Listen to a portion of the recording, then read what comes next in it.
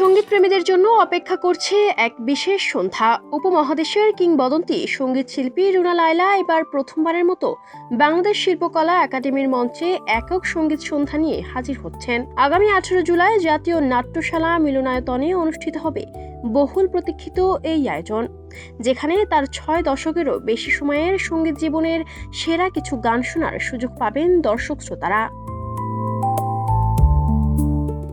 বাংলাদেশের সঙ্গীতাঙ্গনের উজ্জ্বল নক্ষত্র রুনা লায়লা দীর্ঘ 62 বছরের পেশাদার সঙ্গীত জীবনে অসংখ্য বাংলা, হিন্দি, উর্দু সহ বিভিন্ন ভাষার গানকে কোটি মানুষের হৃদয়ে জায়গা করে নিয়েছেন। তার কণ্ঠে অসংখ্য কালজয়ী গান আজও সমান জনপ্রিয়।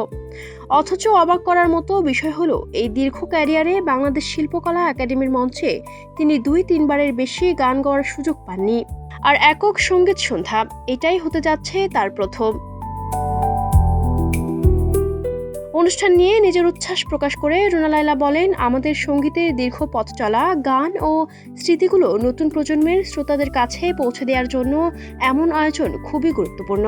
চেষ্টা থাকবে শ্রোতাদের প্রিয় কিছু গান পরিবেশন করার। তিনি আরও বলেন, 62 বছরের পেশাদার সঙ্গীত জীবনে শিল্পকলা একাডেমিতে 2-3 বারের বেশি গাওয়া হয়নি, তবে একক গানের অনুষ্ঠান এবারই প্রথম। আশা করি শ্রোতাদের সঙ্গে সুন্দর ও স্মরণীয় একটি সন্ধ্যা কাটবে।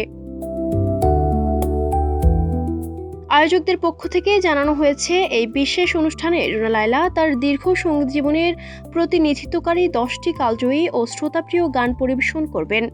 গানগুলোর মাধ্যমে তার সঙ্গীত জীবনের বিভিন্ন সময়ে ভিন্ন ভিন্ন ধারা এবং স্মরণীয় মুহূর্তগুলো এক মঞ্চে তুলে ধরা হবে।